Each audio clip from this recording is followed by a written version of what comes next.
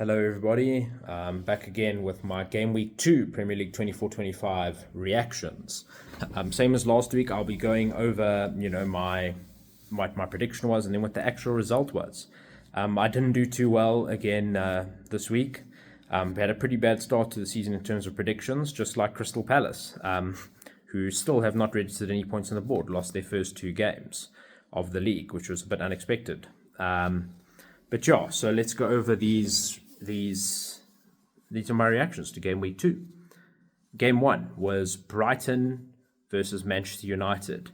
I got this almost right. I got the right score. I just got it the wrong way around. I said it would be Brighton 1, Manchester United 2. What it actually was Brighton 2, Man United 1.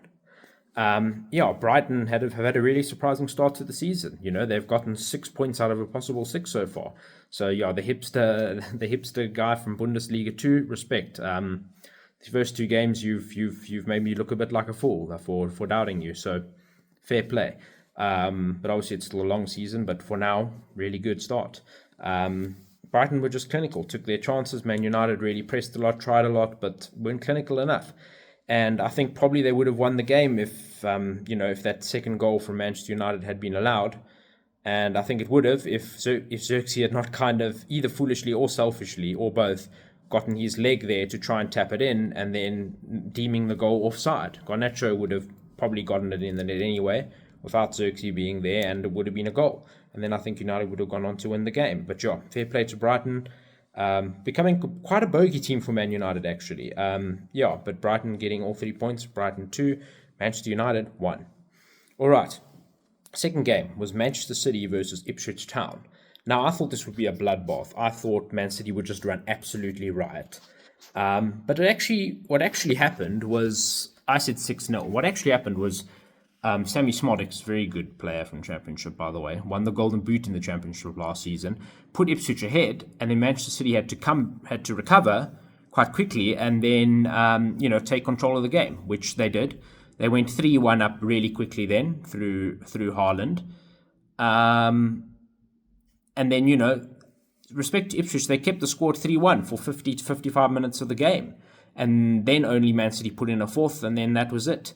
But quite a routine win for Man City in the end. Manchester City 4, Ipswich 1. Haaland is just a machine. Hat-trick from Haaland. He's now got 4 goals in the first 2 games. I was really hoping someone else would be able to challenge for the Golden Boot this season, but based off the form just from these 2 games alone, there's no one who's even touching Haaland at this point. He's just a robot. He's a machine. He's unstoppable. This league is too easy for him. I think any league would be too easy for him, to be quite fair. The only thing that can stop him from a Golden Boot is an injury. Let's be honest. The third game, Aston Villa versus Arsenal. I was hoping Villa would take points off Arsenal, just like they did last season. Last season, Villa took all 6 points off Arsenal.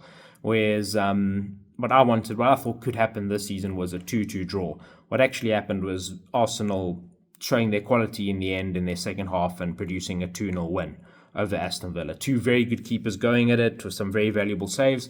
But at the end of the day, Arsenal's quality just became a bit too much for Villa's defence and for Martinez. So, Aston Villa 0, Arsenal 2. Pretty solid win for Arsenal. And, they've got their campaign off to all 6 points. Fourth game was the game, obviously, as Spurs fans, this was the game for the weekend. Tottenham versus Everton. Now, Spurs needed a big game and a big response after that quite disappointing draw against Leicester. We should have been taking all 3 points there. I predicted 3-1 for that game. It ended up 1-1. I overestimated them by 2 goals in that prediction. And as it turned out for this week, I underestimated them by 2 goals because what I thought could happen was Tottenham 2, Everton 0. But what actually happened was Tottenham 4, Everton 0.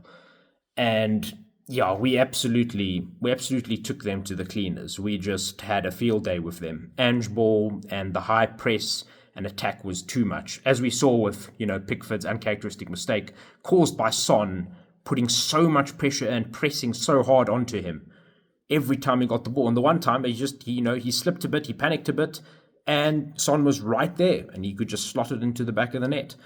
Easy, and I think that really did take the confidence and the game away from Everton, actually, looking back at it. I think that moment really just took the wind out of their sails.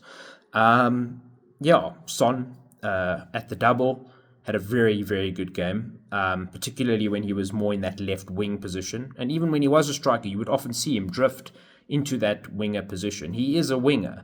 Son is an elite left winger. He's not naturally, he doesn't want to be playing in striker. Even when he is playing a striker, he still tries to go into the wings. So you can see that's where he wants to be in that wing position.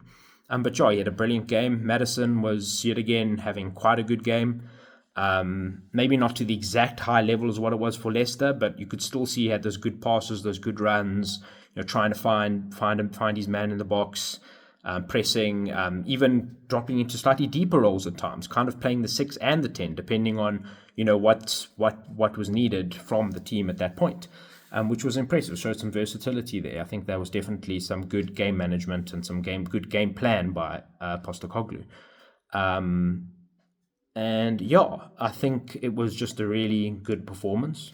Romero and Basuma also getting the other 2 goals. Absolute rocket from Basuma, that goal that he scored in the 12th minute. Absolutely smashed it. There's no chance Pickford's getting to anything like that.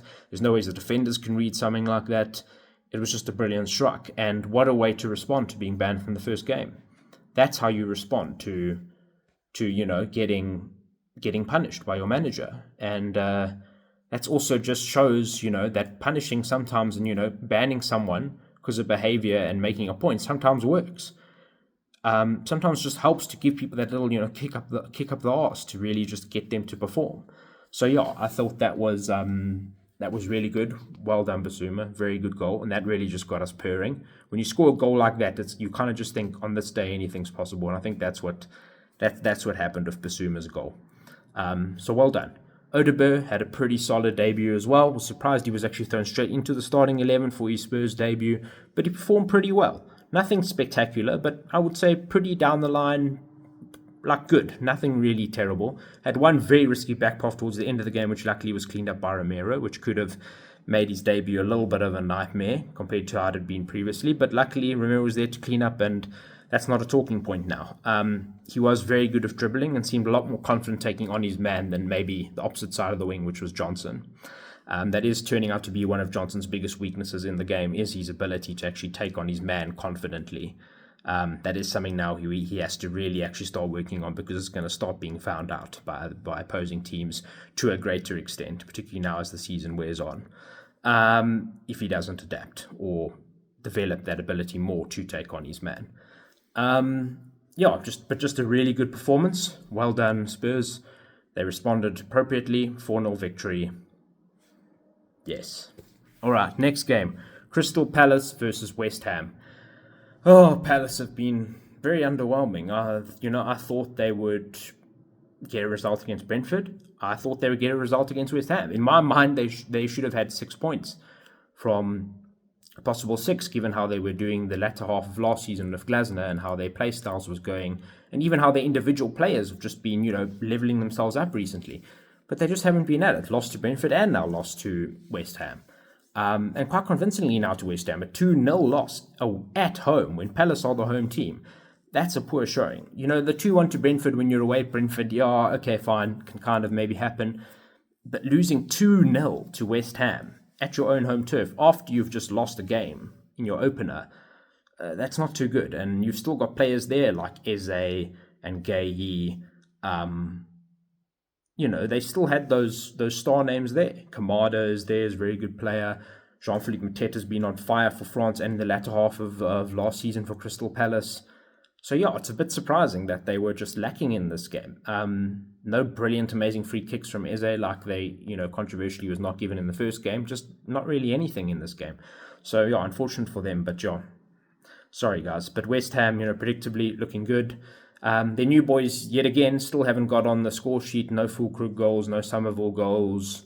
But yeah, it's the good old fashioned, just like with Spurs, the old boys, it's Jared Bowen, Thomas Soucek get on the score sheet, and it's 2-0. Next game, Southampton versus Nottingham Forest. What I said it would be Southampton 2, Nottingham Forest 1. I backed Forest to get some kind of result.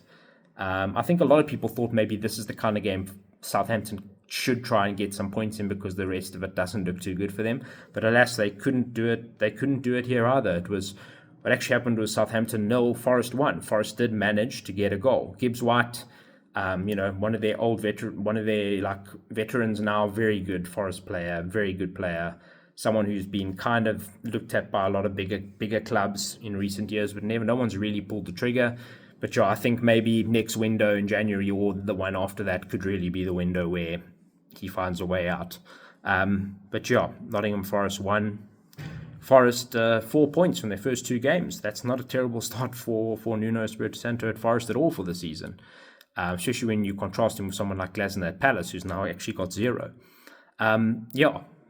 Next game, Fulham versus Leicester. This game just had draw written all over it, and it almost seemed for many points of that game that would be the case, but Fulham managed to prove a bit of quality.